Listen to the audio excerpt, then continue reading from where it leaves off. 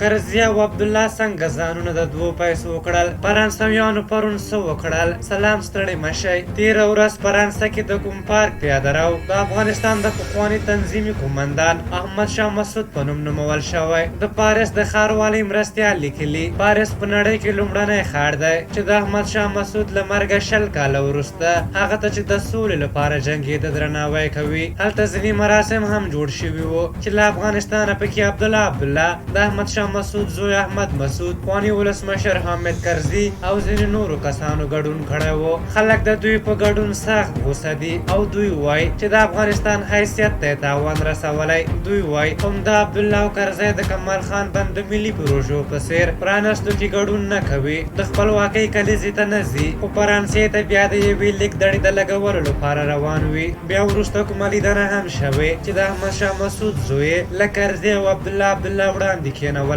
افغانستان کې د دوی له نخرو او تشریفاتو ستړي شو، خو دغه د شرم لوښي خو نوره نړۍ کې بیا دغسې سره ټیټې دي. په هر حال ډاکټر رمضان بشر دوست د دې موضوع په اړه لیکلي فرانسه کې مسلمانو ښځو ته د حجاب اجازه نشته، په جوماتونو کې په لوړ غږ اذان کول منع دي، په اسلامي طریقه د حیواناتو ذبحه پکې منع ده، د رسول الله صلی الله علیه وسلم کاریکاتور کارټون پکې خپریږي او داسې نور. نو څه دلیل دی چې خپل سړک د یو جهادي مسلمان په نوم کړي؟